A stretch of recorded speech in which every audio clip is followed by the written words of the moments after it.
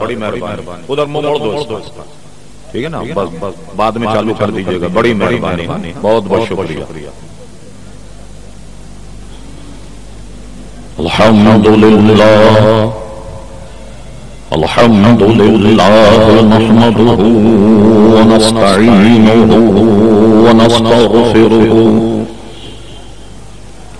ونؤمن به ونتوکل علیہ ونعوذ باللہ من شرور انفسنا ومن سیئات اعمالنا من يهده الله فلا مضل له ومن يضلله فلا هادي له ونشهد أن لا إله إلا الله وحده لا شريك له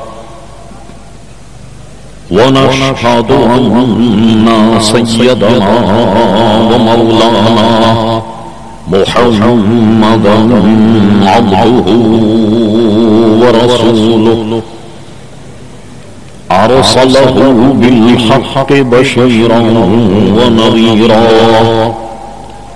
صلى الله تعالى على خير خلقه سيدنا محمد وآله وصحبه أجمعين أما بعد فأعوذ بالله من الشيطان الرجيم بسم الله الرحمن الرحيم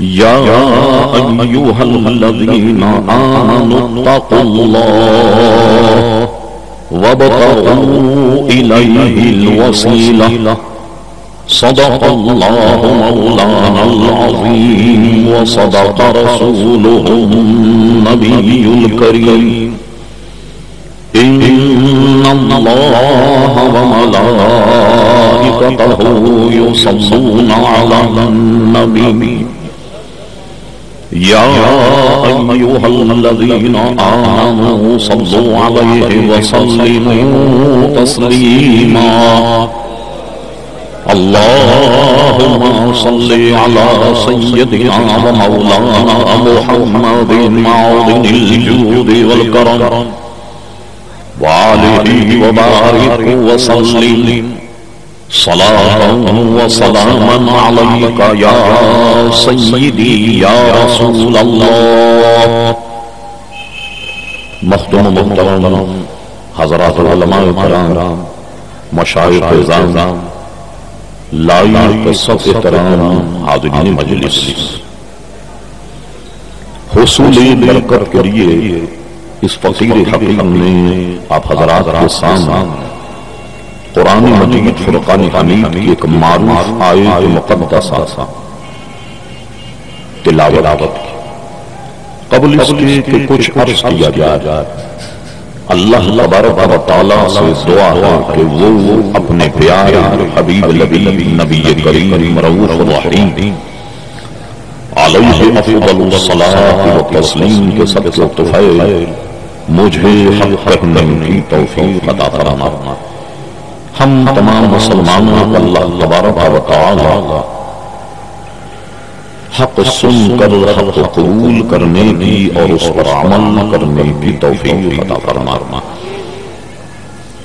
جیسا کہ آپ کے علم میں ہے کہ آج کل ایک مسئلہ عوام میں بہت ہی زیادہ گردش کر رہا ٹی وی والوں نے اپنی عاقبت نا اندیشی سے جو پروگرام چل رہے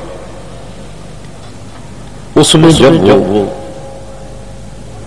کسی کو دعوت دیتے تو دوسری جانب سے تو بلاتے ہیں بالکل پہلوان اور ہماری جانب سے کسی سوا اصلی آدمی کو بلا لیا جاتا نتیجتاً جب وہ جواب نہیں دے پاتا تو اہل سنت جہاں جہاں بھی اس پروگرام کو دیکھتے ہیں سخت نالہ ہو کر یہ سمجھتے ہیں کہ شاید اہل سنت و جماعت کے پاس اپنے عقائد و نظریات کے لیے کوئی دلائل قرآن و سنت سے نہیں۔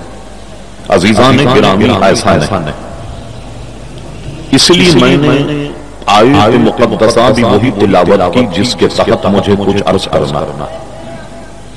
نعت خوانی کا سلسلہ جاری، میرے بعد بھی جاری رہے گا۔ اب تمام حضرات اپنی نشستوں پر اسی طرح بیٹھے رہیے۔ سب سے پہلے نفس مسئلہ سن،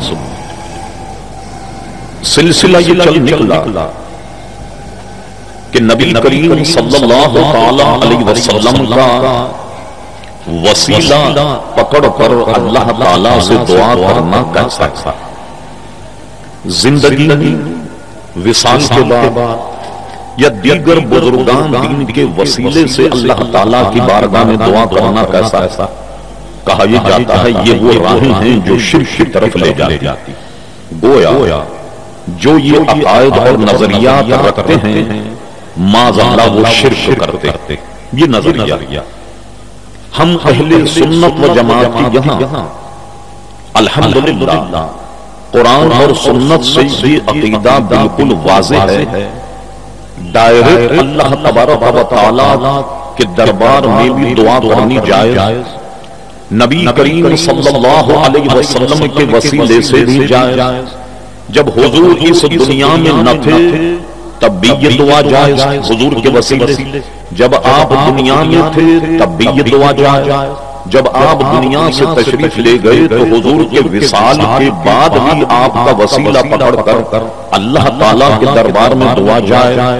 اسی طرح صحابہ کرام یا مشائخ اعظام کا وسیلہ لے کر اللہ تبارک و تعالیٰ کے دربار میں دعا کرنا یہ بھی جائز۔ اب میں یہ نقشہ آپ کے ذہن میں بسانے کے بعد اب میں گفتگو شروع کرتا۔ ارشاد باری تعالیٰ ہوا یا ایھا الذین آمنوا اتقوا اللہ، اے ایمان والوں اللہ تبارک و تعالیٰ سے ڈرو، وابتغوا الیہ الوسیلہ، اللہ تبارک و تعالیٰ کے دربار میں وسیلہ تلاش کرو۔ کہا یہ جاتا ہے اس وسیلے سے مراد ہے نماز، روزہ، حج یا زکوٰۃ یعنی اعمال۔ اللہ تبارک و تعالیٰ کے دربار میں اگر کوئی وسیلہ ہے تو نیک اعمال ہیں۔ اللہ تبارک و تعالیٰ کے بندے یہاں تک کہ نبی کریم صلی اللہ علیہ وسلم بھی وسیلہ نہیں، یہ کہا جاتا۔ یہ نظریہ اہل سنت و جماعت سے متضاد۔ محترم حضرات ایک قاعدہ سنیے، یہ فرمایا گیا کہ اللہ تبارک و تعالیٰ کے دربار میں وسیلہ تلاش کرو۔ علماء جو اس وقت بیٹھے ہوئے ان میں ہر ایک عالم گھنٹوں گفتگو کر سکتا، لیکن عزیزان گرامی میں ان حضرات کو گواہ اور ان کی تائید اپنے ساتھ لے کر آپ سے پوچھتا ہوں۔ یہ دیکھیے جو ہم نماز پڑھتے ہیں کیا نماز خدا ہے؟ ہرگز نہیں۔ ارشاد باری تعالیٰ ہوا کہ تم اللہ تبارک و تعالیٰ کے دربار میں وَاسْتَعِینُوا بِالصَّبْرِ وَالصَّلَاةِ، استعانت چاہو صبر اور صلاۃ سے۔ کیا صبر خدا ہے؟ ہرگز نہیں۔ تو فرمایا کہ صبر سے اللہ تعالیٰ کے دربار میں وسیلہ تلاش کرو۔ جو لوگ یہ کہتے ہیں کہ اس سے مراد صرف نیک اعمال، خوب ذہن میں رکھیں کہ اعمال بھی مخلوق ہیں، انبیاء کرام بھی مخلوق ہیں، صحابہ بھی مخلوق ہیں، اولیاء اعظام بھی مخلوق ہیں، نبی کریم صلی اللہ علیہ وسلم سب سے اعلیٰ اور سب سے عرفہ مخلوق ہیں۔ یہ بتائیے کہ کوئی آدمی اگر 60-70 برس بھی نماز پڑھے اور اگر ہم اسے بھرے جلسے میں پوچھیں کہ میاں یہ بتاؤ کہ یہ جو تمہارے نیک اعمال تھے حج اور زکوٰۃ اور نمازیں یہ قبول ہو گئے، کیا تمہارے پاس اس کی کوئی سند ہے؟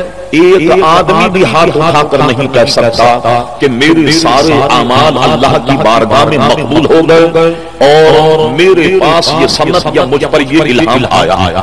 البتہ مسلم شریف کی حدیث میں ہے، بڑی پیاری بات کی گئی کہ ہم اور آپ جو نماز پڑھتے ہیں یا روزہ رکھتے ہیں یا حج کرتے ہیں، زکوٰۃ دیتے ہیں، جتنے بھی اعمال کرتے، اللہ تبارک و تعالیٰ سے یہ امید رکھی جائے کہ وہ یقیناً قبول کرے گا۔ اس لیے کہ فرمایا گیا کہ بندہ جیسا اللہ تبارک و تعالیٰ کے دربار میں گمان رکھتا ہے تو اللہ تبارک و تعالیٰ اپنے بندے کے گمان کے ساتھ اس سے اچھا گمان رکھو گے تو ظاہر ہے کہ اللہ تبارک و تعالیٰ تمہارے اعمال کو قبول فرمائے گا۔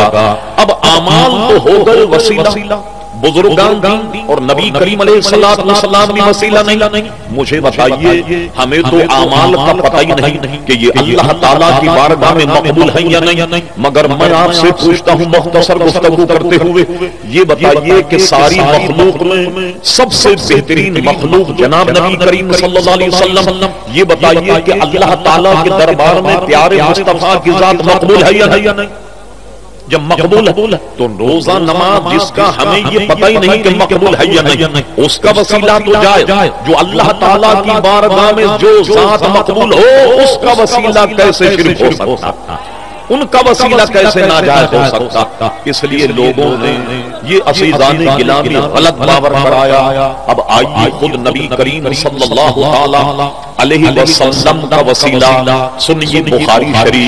بخاری شریف تو وہ بھی پڑھتے ہیں مگر وہاں حال یہ ہے کہ علم سیکھا پر دینداری نہ آئی، بخار آ گیا مگر بخاری نہیں آئی، اور یہ کہا جاتا ہے کہ حدیث لائیے۔ سنیے ابواب الاستسقاء یعنی وہ نماز کے جو بارش کے لیے پڑھی جاتی، بارہا آپ نے علماء سے سنا ہوگا جس وقت بارش کی دعا کرنی ہو، آج تک ہمیں اس پوزیشن میں ہے کہ یہ دعا کریں کہ اللہ تعالیٰ بارش نہ، اس لیے کہ بے شمار تباہی پھیل گئی، سارے ڈیم بھر گئے اور ایک تباہی، اور مسلمان بھائی ہمارے بے گھر ہو گئے، بے روزگار ہو گئے، لوگ چوک پر چوک ان کی امداد اور مدد کے لیے جانے کہاں کہاں قافلے لے کر اپنے مسلمان بھائیوں کی مدد کر رہے۔ محترم حضرات، جب بارش نہ ہو تو اس کے لیے ایک نماز پڑھی جاتی جس کو استسقاء کہتے ہیں، اور حضور صلی اللہ علیہ وسلم نے بھی پڑھی، اور آپ کی سنت سے ثابت کہ جب نماز استسقاء کے لیے جائیں تو فرمایا گیا کہ جناب بوڑھوں کو بھی ساتھ لے جایا جائے، بلکہ فرمایا جانوروں کو بھی ساتھ لے جائیں۔ ہو سکتا ہے اللہ تبارک و تعالی ہمارے جیسے نکموں پر رحم نہ فرمائے مگر جانوروں پر رحم فرما کر بارش کر دے۔ ایک روایت میں اگرچہ اس کے برعکس بھی ہے کہ جب آپ بارش کے لیے دعا کریں تو دعا کرنے کے بعد ہر معاملے میں تو دعا کے لیے ہاتھ اوپر اٹھاتے، لیکن جب بارش کے لیے دعا کریں تو ایک روایت میں ہے کہ چادر کو پلٹ دیا جائے، سر سے ننگے ہو جائیں، یہ عاجزی کے طور پر، انکساری کے طور پر، آج کل کی طرح نہیں کہ لوگ ننگے سر نماز پڑھتے، بلکہ عجز اور انکساری کے طور پر اپنے سر سے ٹوپی اتار دیں، اور اس کے بعد جب دعا کریں تو اپنے ہاتھوں کو اس طرح زمین کی طرف کریں کہ یہ حال کی تبدیلی کی ایک فعال ہے، اس طریقے سے دعا کی جائے۔ عزیزان گرامی، اس باب میں جس میں استسقاء کا ذکر ہے، یہ حدیث شریف حضرت انس ابن مالک رضی اللہ تعالیٰ عنہ سے موجود ہے۔ ایک مرتبہ قحط کا سلسلہ بارش نہ پڑ رہی تھی تو اللہ اکبر حضرت انس ابن مالک کہتے، حضرت عمر فاروق رضی اللہ تعالیٰ عنہ نے کیا کیا؟ حضرت عباس جو حضور کے چچا، انہیں منبر شریف پر بٹھایا اور منبر شریف پر بٹھا کر کہا، اے اللہ تبارک و تعالی، پہلے تو ہم تیرے محبوب صلی اللہ علیہ وسلم کے وسیلے سے دعا کرتے اور تو انہیں مقبول کرتا، اور اے اللہ تعالیٰ آج ہم حضرت عباس کو پیش کرتے نہیں، بلکہ یہ کہا آج ہم تیرے دربار میں تیرے پیارے مصطفیٰ صلی اللہ علیہ وسلم کے چچا کو وسیلہ بناتے کہ تو ان کے وسیلے سے بارش فرما دے۔ اس پر علامہ بدر الدین عینی جنہوں نے بخاری شریف کی شرح کی، جو حنفی بہت بڑے امام علامہ بدر الدین عینی اس پر یہ نقل کرتے، یہ اضافہ کرتے، حضرت عباس کو جب منبر پر بٹھایا گیا، حضرت عباس نے جو نبی کریم علیہ السلام کے چچا، انہوں نے الگ دعا کی، اے اللہ تبارک و تعالی، تو جانتا ہے کہ اس قوم نے اس منبر پر مجھے کیوں بٹھایا، اس لیے کہ میں تیرے حبیب کا قریبی ہوں، یعنی تیرے حبیب علیہ السلام کا چچا، لہذا آج انہوں نے تیرے دربار مجھے وسیلہ بنایا، اے اللہ تبارک و تعالی اس نسبت کی لاج رکھ لے اور بارش برسا دے۔ ادھر حضرت عمر فاروق کہتے ہیں رضی اللہ عنہ، اے اللہ تبارک و تعالی آج ہم تیرے نبی کے چچا کو وسیلہ بنا کر بارش کی دعا کرتے، اور باب استسقاء میں ہے کہ جب حضرت عمر فاروق نے دعا کی تو عزیزان گرامی بارش ہو گئی۔ اس سے پتہ لگا کہ غیر نبی کا وسیلہ بھی اللہ تبارک و تعالیٰ کے بارگاہ میں جائے۔ اب ایک بحث چل نکلی اور وہ یہ چلی کہ دیکھیے حضور علیہ السلام کو وفات پا گئی، حضرت عمر فاروق نے حضور کا وسیلہ کیوں نہیں پکڑا؟ اس سے معلوم ہوا کہ جس کا انتقال ہو جائے اس کے وسیلے سے دعا نہیں کی جائے، اور جو زندہ ہو زندہ کے وسیلے سے دعا کی جائے۔ حالانکہ زندہ اور جو وفات پا جائے یہ قید لگانا بالکل باطل ہے۔ اہل علم حضرات اسے خوب جانتے ہیں۔ آئیے اگر کوئی یہ کہے کہ حضرت عباس کو منبر پر اس لیے بٹھایا کہ نبی کریم علیہ السلام کو وسیلہ نہ بنانا، اس لیے کہ آپ کا وصال ہو گیا، آئیے علامہ ابن حجر رحمۃ اللہ تعالی علیہ اس کا جواب یوں دیتے، وہ فرماتے یہ بتاؤ کہ منبر شریف پر کسی بھی بوڑھے آدمی کو بٹھا دیا جاتا جس کی داڑھی سفید ہوتی یا جس کی عمر بہت زیادہ ہوتی، اور کہا جاتا کہ اللہ تبارک و تعالی اس بوڑھے آدمی کے وسیلے سے بارش فرما دے، مگر حضرت عمر رضی اللہ عنہ نے یہ نہ کہا، بلکہ یہ کہا اے اللہ تبارک و تعالی آج ہم تیرے دربار میں تیرے نبی کے چچا کو وسیلہ بناتے تو بارش ہوئی۔ اس سے پتہ لگا کہ منبر پر تو حضرت عباس لیکن ان کو وسیلہ اس لیے بنایا کہ وہ پیارے مصطفیٰ کے چچا۔ علامہ ابن حجر فرماتے کہ بظاہر تو منبر پر حضرت عباس ہیں مگر وسیلہ تو پھر بھی پیارے مصطفیٰ کے ساتھ۔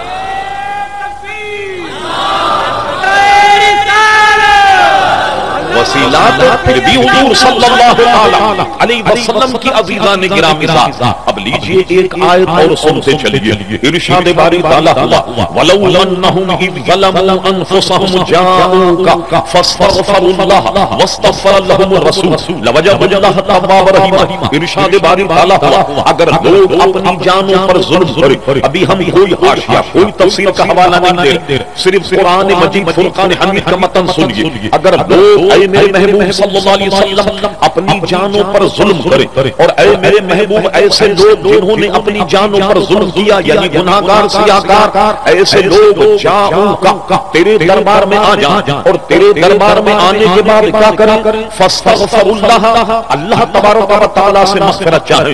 اب نتیجہ تو یہ ہونا چاہیے تھا فاستغفر اللہ، اللہ سے مغفرت چاہے، لوجد اللہ تواب رحیم، اللہ تبارک و تعالیٰ وہ اتنا مہربان کہ ان کے گناہوں کو معاف فرما دے۔ مگر سنیے قرآن کا مطلب، ارشاد باری تعالیٰ ہوا فاستغفر اللہ، حضور کے دربار میں آئیں اور آنے کے بعد اللہ سے مغفرت چاہیں، واستغفر لہم الرسول، اور جب رسول بھی ان کے لیے مغفرت چاہے، لوجدوا اللہ تواب رحیما، اللہ کو اپنے گناہوں کا بخشنے والا مہربان پائیں گے۔ اب یہ کیوں قید لگائی کہ فاستغفر اللہ واستغفر لہم الرسول؟ جب رسول ان کے لیے مغفرت چاہے تب اللہ تبارک و تعالیٰ ان کے گناہوں کو معاف کرے گا۔ اللہ اکبر۔ آئیے شیخ محقق شاہ عبدالحق محدث دہلوی رحمت اللہ تعالی جذب القلوب الی دیار المحبوب نقل فرمایا۔ علامہ امام سمودی رحمت اللہ علیہ تاریخ مدینہ وفاء الوفا میں اسے نقل فرمایا۔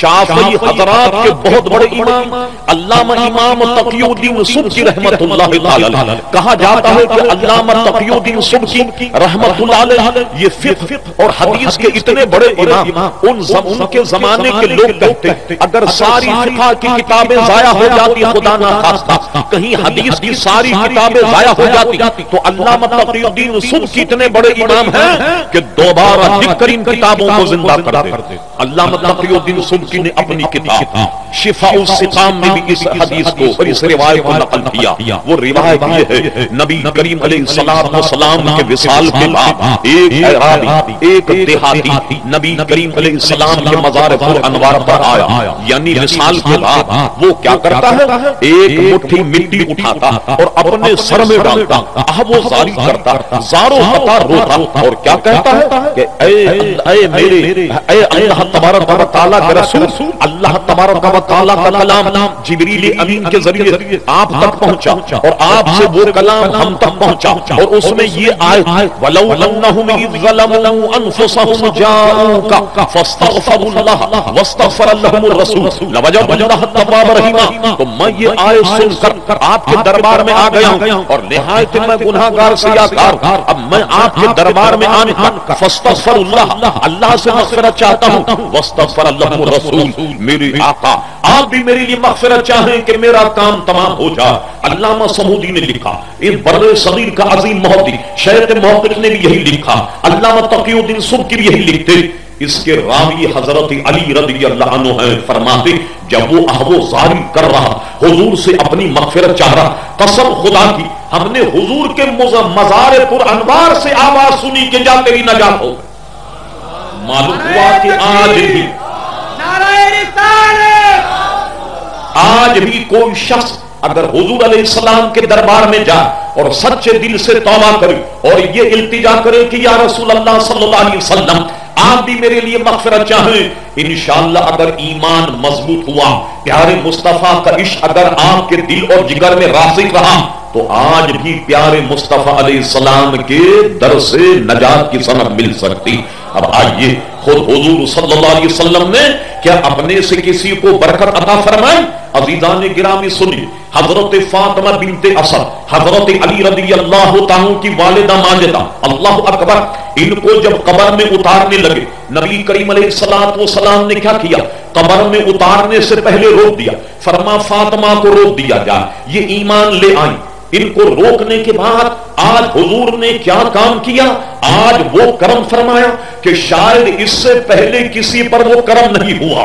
فاطمہ بنت اسد کو روک لیا، روکنے کے بعد آپ قبر میں اتر گئے، اور اترنے کے بعد قبر میں تھوڑی دیر کے لیے لیٹ گئے، اور لیٹنے کے بعد باہر نکلے اور جماعت صحابہ سے فرمایا کہ ہم نے اپنے جسم اقدس سے اس قبر کو بابرکت کر دیا، لہذا اب فاطمہ بنت اسد کو قبر میں رکھ دیا جائے، اب ان کی یہ قبر ان کو کوئی نقصان نہیں پہنچائے گی۔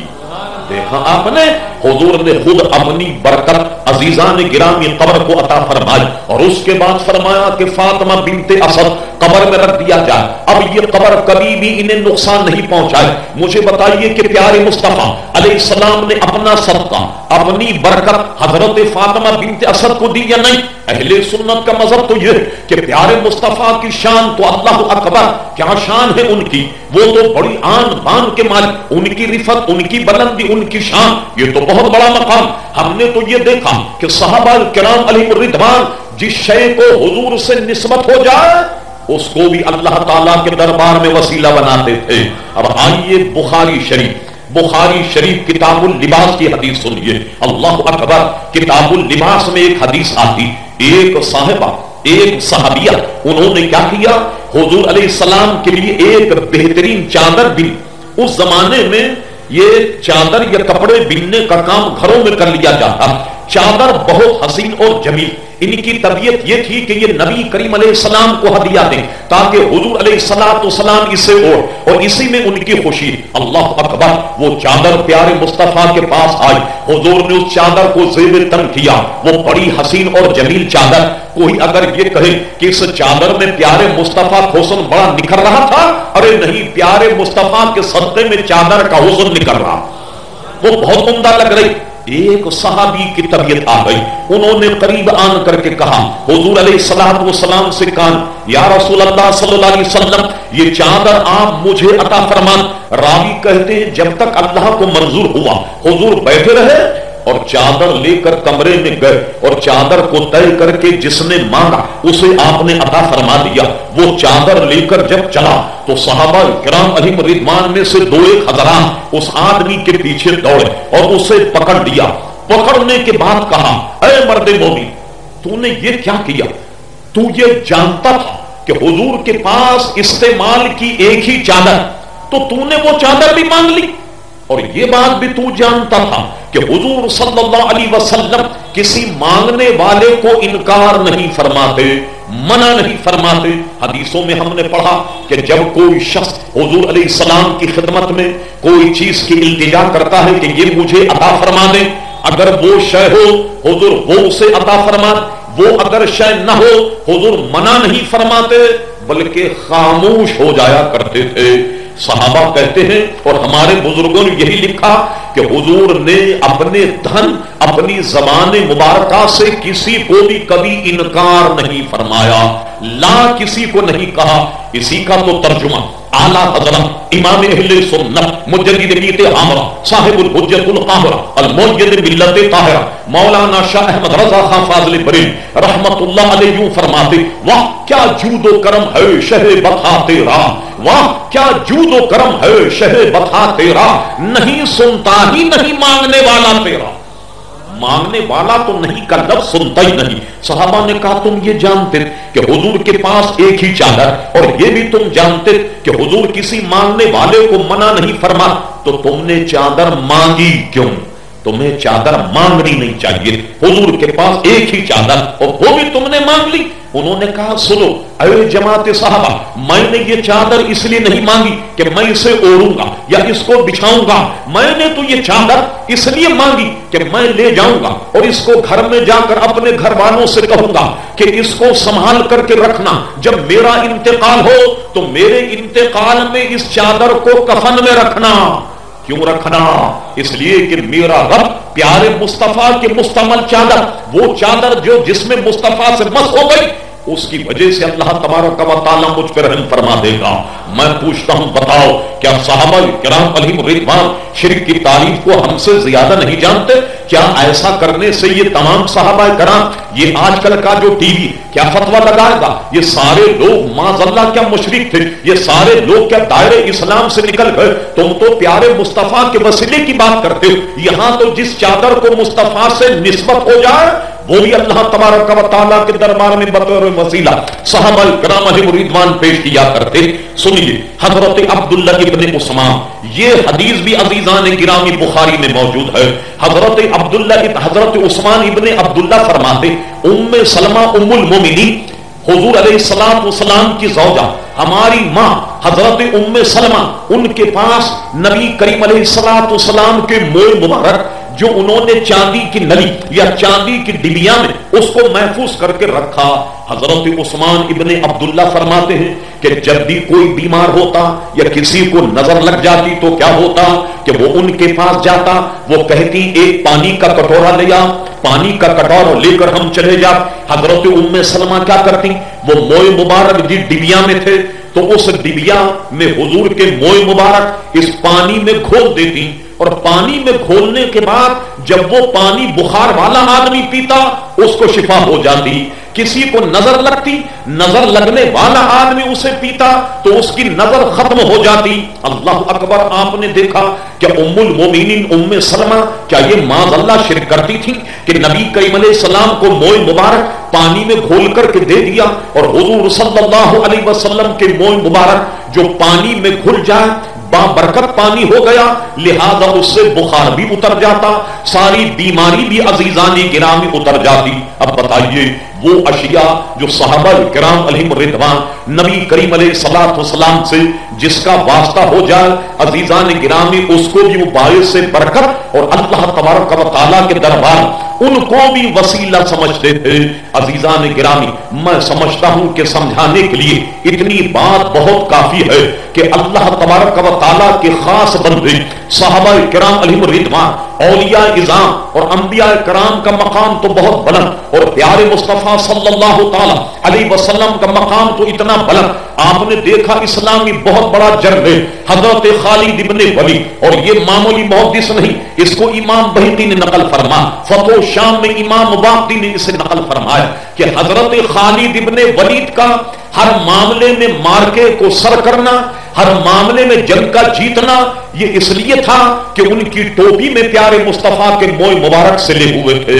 علامہ واقدی نے فتح شام میں نقل کیا ایک بہت بڑے مارکے میں حضرت خالد ابن ولید گر گئے اور ان کی ٹوپی ان کے سر سے اتر گئی، اور ایک کافر بڑی زبردست تلوار لے کر پے در پہ ان پہ حملہ کر رہا۔ خالد ابن ولید بجائے اس کے کہ حملہ کریں، وہ بڑے سادگی سے اس کے وار کو روک رہے اور ایک آواز دے رہے۔ وہ آواز کیا دے رہے؟ کیا کہ لوگوں میری مدد کرو، یہ گویا مجھ پر بہت بھاری پڑ گیا، یا مجھ پر یہ غالب آ جائے، یا مجھے یہ قتل کر دے گا۔ نہیں، وہ کیا چیخ رہا ہے؟ اے لوگوں، میری ٹوپی میرے سر پہ رکھ دو، میری ٹوپی، میری ٹوپی، میری ٹوپی سر پر رکھ دو۔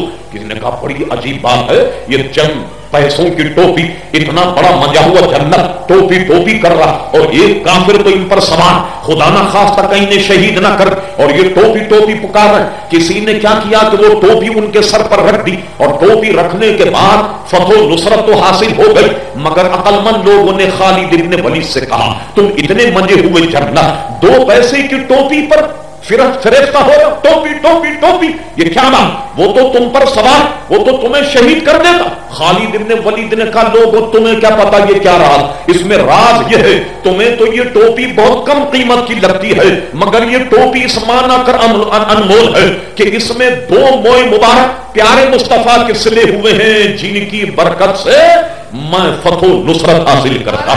आपने देखा सहाबा किराम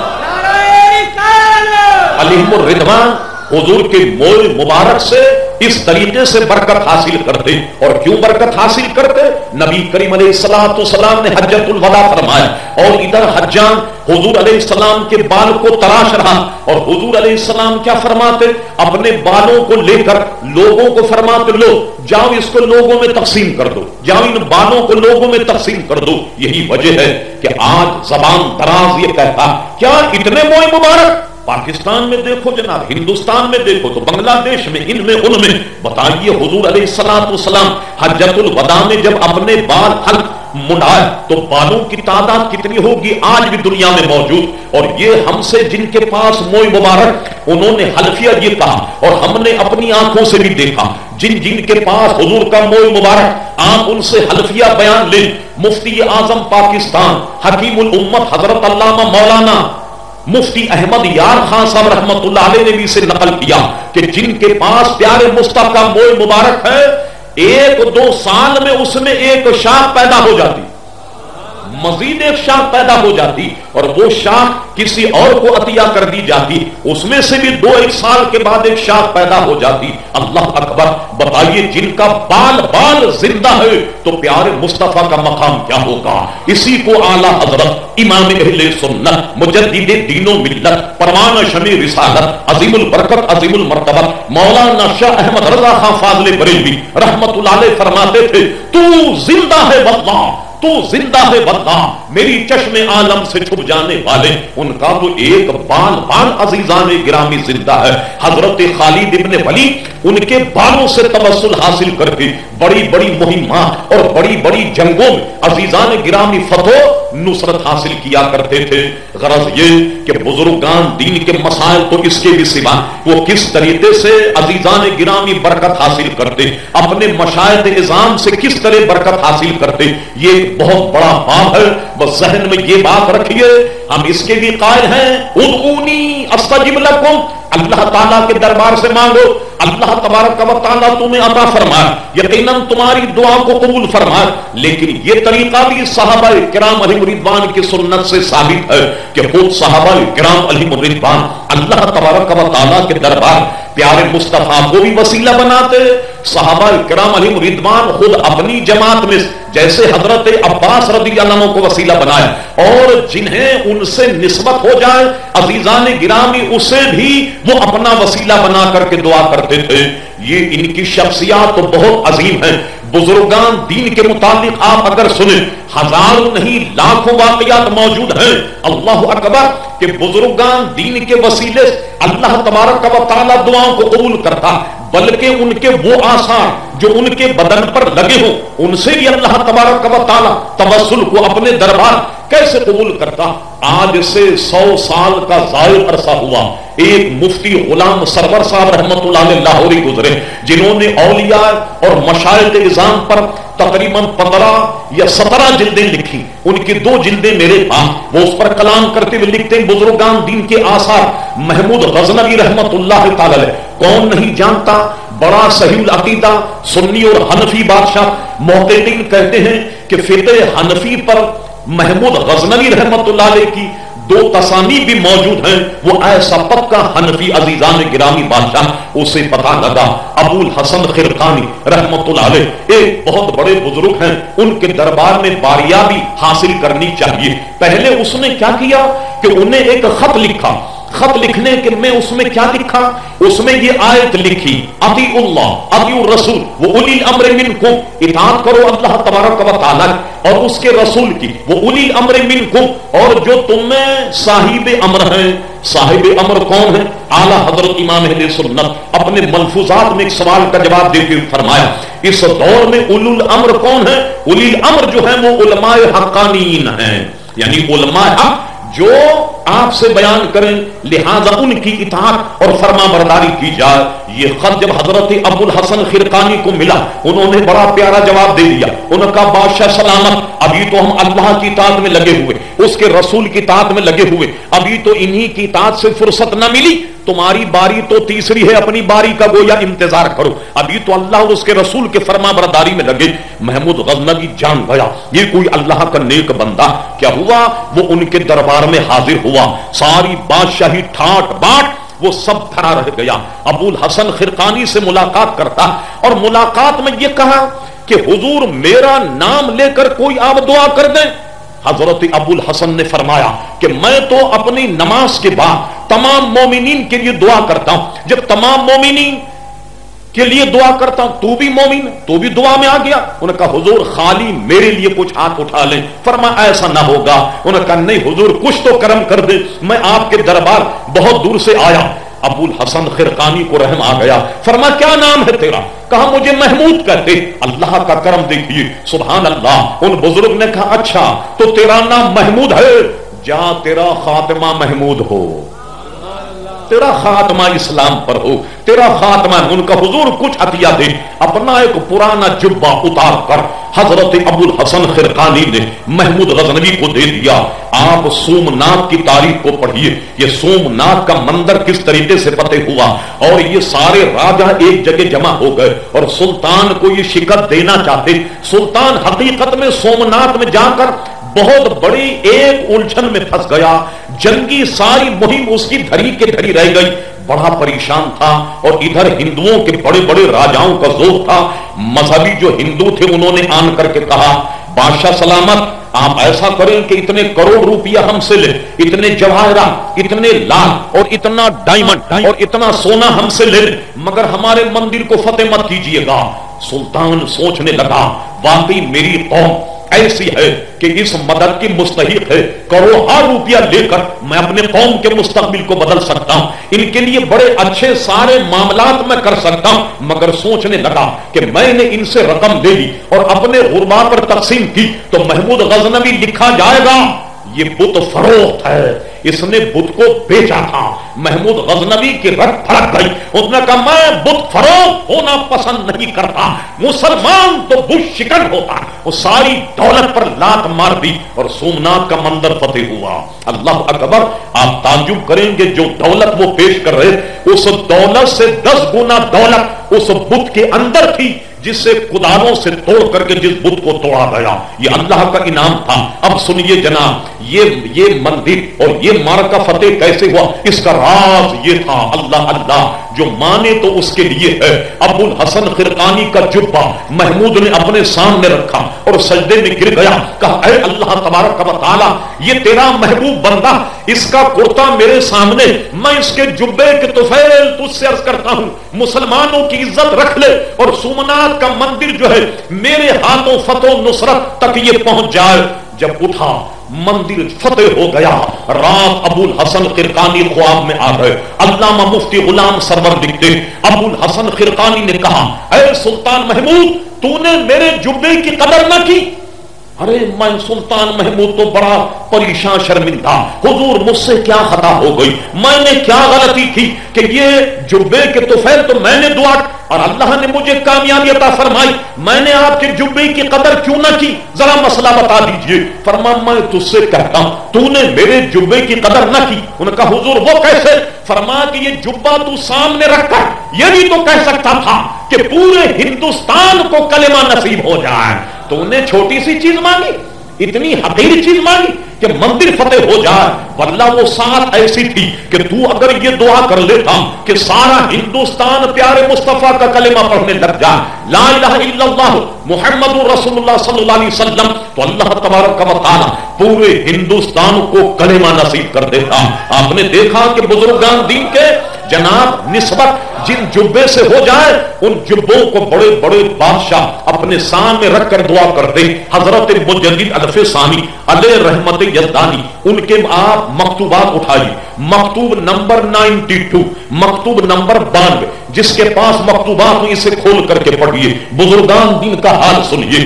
अल्लामा मुजद्दिद अल्फसानी रहमतुल्लाह अलैह लिखते हैं, बुखारा का बाजार भरा हुआ था, अल्लाह अकबर, अमीर तैमूर बुखारा के बाजार से गुजर रहा था। सरकार नक्शबंद रहमतुल्लाह अलैह के मुरीदीन, उनकी खानका बुखारा में उनके मुरीदीन क्या कर रहे थे, अपने पीर की खानका से दरियां और चादर और चटाइयां निकाल करके ऐसे झाड़ रहे, गर्दो गुबार उड़ रहा था। अमीर तैमूर, भारत की तारीख, तैमूर की तारीख जिसने पढ़ी, किस दबदबे का वो आदमी था। मैं उसके मुताबिक कोई अच्छा हुस्न जन नहीं रखता, मगर मैंने मुजद्दिद साहब के जब मकतूबात देखे तो मैंने अपनी राय से रुजू कर लिया। अल्लाह अकबर। मुजद्दिद साहब कहते, सुल्तान तैमूर अपनी गाड़ी में से बग्गी में से उतरा और उतरने के बाद उनके खादिमों को झाड़ा नहीं। जैसे आजकल हुक्मरान जब चलते हैं तो बिल्ली और जनाब कुत्तों की आवाज शू शू करती हुई गाड़ियां आपके पीछे दौड़ती हैं, एक पूरा रोड बिलाक हो जाता। मेरे जैसा आदमी जिसने वजीर आजम को जाते ना देखा, वो सोचने लग जाए कि मौला ये वजीर आजम जा रहा या किसी सुल्ताना डाकू को गिरफ्तार करके ले जाया जा रहा, चारों तरफ पुलिस और आर्मी और ये लेना और देना। अल्लाह अकबर। तैमूर बाहर आया, वो ये कह सकता पकड़ लो इन सब कम वक्तों को, इन्होंने शाही सवारी की कदर न की और इनको मालूम नहीं कि बादशाहों का प्रोटोकॉल क्या होता। बादशाह जब रोड से गुजरते सारा रोड खाली हो जाता और सारे के सारे लोग इधर उधर मसरूफ हो जाएं, रास्ते को बिल्कुल साफ छोड़ दें, ये शाही प्रोटोकॉल। मगर मुजद्दिद साहब कहते हैं, बादशाह सलामत आए और बगैर अपना तारुफ किए दरी झाड़ने वालों के सामने खड़े हो गए। जो गर्द झड़ रही थी दरी की, वो सब अपने मुंह पर ले ली और सारी गर्द को मलकर चुपचाप अपनी बग्गी में शाही सवारी में बैठकर चले गए। मुजद्दिद साहब कहते, कसम खुदा की, सरकार नक्शबंद के आस्ताने की रात मुंह पर पड़ने की वजह से खात्मा ईमान पर हुआ। अरे अल्लाह के नेक बंदों के आस्तानों की, अल्लाह के नेक बंदों के आस्तानों की खाक अगर तुम्हारे मुंह पर पड़ जाए तो खात्मा बिल खैर हो जाए। बात यह है कि तुम जानते हो और तुमने ये कहा इन आस्थानों में क्या, यहां क्या, अरे कमबख्त कोई आएगा तो पता लगेगा कि आस्थाने में क्या। तो तुम जब जाओगे नहीं बुजुर्गों के पास, आस्थानों में हाजिरी नहीं दोगे, तो तुम्हें क्या पता कि वो क्या कीमियागर, उनके पास क्या होता, क्या सिलसिला उनके पास। तो तुम तो अनदेखे बैठ करके उन पर गुफ्तगू करते हो, ये तो उनके पास जाने से अजीजान गिरामी खबर मिलती है। तो आस्ताने अल्लाह के नेक बंदों की खाक अगर चेहरे पर पड़ जाए, आदमी का खात्मा बिल खैर हो जाए। मुझे बताओ, ये तो मुस्तफा के गुलामों के गुलामों के गुलाम, तो प्यारे मुस्तफा क्या आलम होगा। बस अपनी निस्बत को बुजुर्गान दिन से मजबूत कर दो। ये लोग क्या कहते हैं, तुम्हें अल्लाह के नेक बंदों से दूर करके प्यारे मुस्तफा से दूर करना चाहते, और जब मुस्तफा से तुम्हें दूर किया समझ लो कि अल्लाह से दूर हो गए। अजीजान गिरामी, अगर अल्लाह के करीब पहुंचना चाहते हो, प्यारे मुस्तफा का दामन पकड़ लो। प्यारे मुस्तफा के दामन के करीब जाना चाहते हो, हुजूर का कुर्ब और जिवार अगर चाहते हो, अल्लाह के नेक बंदों का दामन पकड़ लो और उसके बाद अपनी निस्बत जो अहले सुन्नत व जमात की बुजुर्गान दीन से है उसको ऐसा मजबूत से मजबूत तर कर लो कि आला हजरत इमाम अहले सुन्नत मुजद्दिद मिल्लत हाज़िरा साहिबुल हुज्जतुल काहिरा और मुय्यद मिल्लत ताहिरा मौलाना शाह अहमद रजा खान फाज़िल बरेली रहमतुल्लाह अलैह की दावत फिक्र अपने कल्ब जिगर में उजागर कर लीजिए। फरमाते, तुझसे दर से शक से है मुझको निस्बत, मेरी गर्दन में भी है दूर का डोरा तेरा, और इस नशानी के जो सग हैं नहीं मारे जाते, हश्र तक मेरे गले में रहे पट्टा तेरा। वमा अलैना इल्लल बलाग। सारे हजरत बैठे रहिए, महफिल नात जारी और सारी है, इनमें बदमज़गी न हो। तमाम हजरत अपनी नशिस्तों पर जलवा कर